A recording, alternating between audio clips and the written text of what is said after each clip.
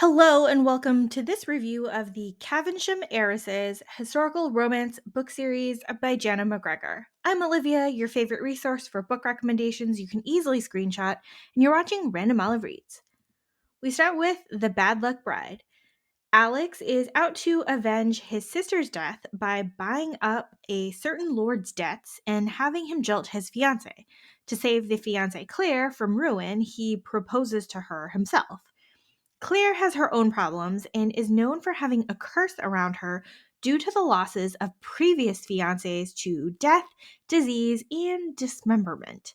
She is wary of losing yet another fiancé and feels pressured to go through with a marriage to Alex. She also has trauma and fears related to the death of her parents as a child, and she tries to hide her unease from Alex to prevent him from thinking she's insane. Alex, meanwhile, is still dealing with his whole vengeance thing and keeping that a secret from Claire. It's a huge mess of people hiding things from each other and waiting for it all to blow up. The story went a little longer than it probably needed to, but it was still a really good introduction to all of the other key players in the series, such as Claire's cousins and Alex's surviving sister. The Bride Who Got Lucky is book 2 of the series. Nick is an earl who has been treated horribly and financially cut off from his ducal father. So Nick prioritizes business and avoids all emotional entanglements. However, he seems to always be drawn to Emma, a duke's daughter and cousin by marriage to Nick's only friend.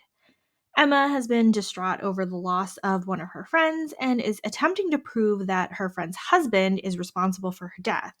This all involves some reckless and dangerous action that worries Nick when he finds out about it.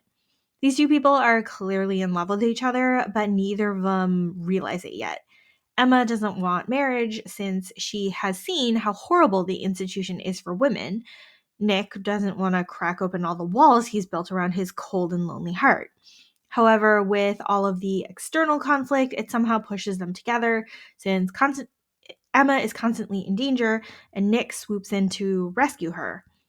Both of these very stubborn people need to learn to compromise a bit and let the other person in, and they definitely both need prodding from the outside to make it all work out. The Luck of the Bride is book 3 of the series. Things are sad and tragic in the prologue for the Lawson family who have lost their parents to influenza. It is now up to oldest sister March to take care of 2 younger sisters and a baby brother. 8 years later, and still destitute with no support from any appointed guardians, March forges the Marquess of McAlpin's signature to withdraw funds from her own dowry to care for her home and family. McAlpin, heir to a duke, isn't great with numbers, so it takes him a long time to realize that embezzlement has happened and to identify the cause.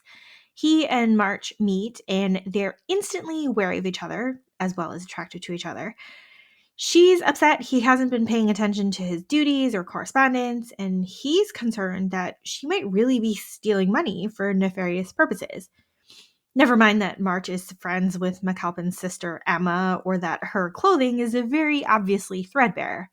We do eventually see McAlpin's family provide much needed food and assistance to the Lawson family, and it's all going fine until March's horrible cousin stirs up more trouble. The romance between these two is a little bit fraught since March is insecure about her station and does not want to accept any pity or charity. Plus, McAlpin is hiding the fact that he's bad at math and he doesn't want March to figure out that he's an idiot. Luckily, McAlpin has a supportive family and pushes them together when necessary. The Good, the Bad, and the Duke is book 4 of the series. We have Lady Daphne, who's Alex's younger sister, who accidentally gets left in London alone at Christmas time in a mix-up of whether she's traveling with her brother or her mother. She decides to use this time to focus on her goals of setting up a home for unwed mothers and to establish her own residence. While mulling over her options in the park, her reticule and personal journal are stolen by a young boy, and of course, she gives chase. Eventually tracking the boy to a gambling hell, she bumps into Paul, her brother's former friend and now nemesis, who tries to rescue Daphne and protect her reputation. Over the next few days, Daphne and Paul team up to try to recover her journal while also rekindling their long ago childhood friendship. Daphne is caring and compassionate towards Paul, who has acted the villain in previous books in the series. It turns out he was treated horribly by his father, even after his father's death, with really horrible notes and reminders of his wastrel ways. There's a tiny disagreement about the purchase of a property that Daphne wants to use as her charity house and Paul wants to use as a hospital in honor of his brother, but that scuffle is pretty minor compared to the risk of scandal that Daphne is under if her journal is discovered. And of course, when Daphne's family comes back and starts meddling, we get even more drama. Rogue Most Wanted is book 5 of the series. Thea is supposed to be a countess in her own right, but the local duke and her distant cousin is contesting her title and claiming that the earldom should also be his as the male heir to Thea's grandfather. With the ensuing legal battle, Thea considers marriage and asks for her neighbor's assistance in finding a match. Our dear old neighbor has a beloved great nephew who might be perfect for the job. William is the second son of a duke who is generally resistant to marriage because of a previous heartache when he was younger.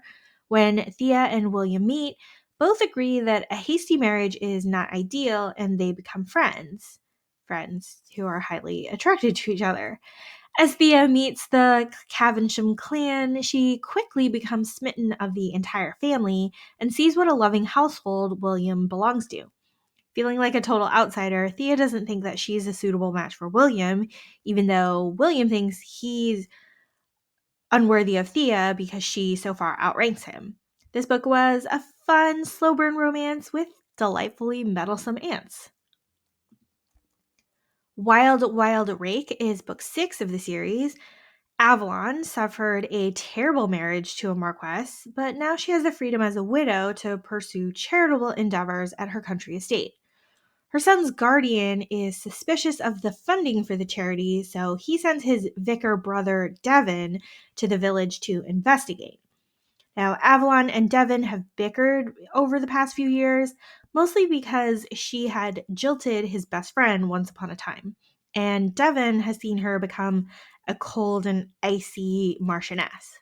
She really just developed a coping mechanism to help deal with her horrible husbands that her parents forced her to marry.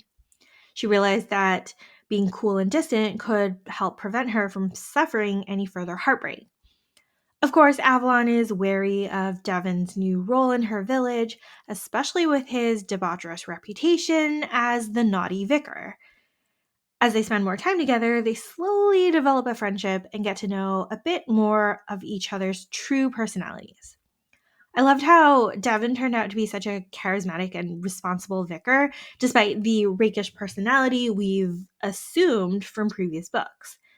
Add in a bit of drama with one of the local debutantes, and we get to see both Avalon and Devon coming to each other's rescue.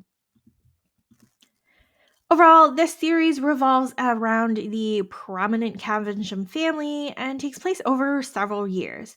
It would make the most sense reading in order, but the plots of each book stand alone pretty well if you read them one by one. I like seeing the strong family ties that the Cavenshams have with each other and the loving example set by their parents. Each book has some sort of external conflict or villain which needs to be overcome, so it's nice to see our couples partner up to combat the external conflict.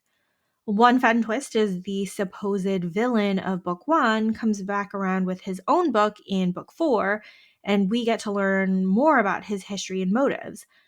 I also like how the woman who broke someone's heart long ago in book 5 gets her own story in book 6. Overall, I really enjoyed the series, and I think you might too. Thanks so much for watching this video. Links to all of these books are in the description box.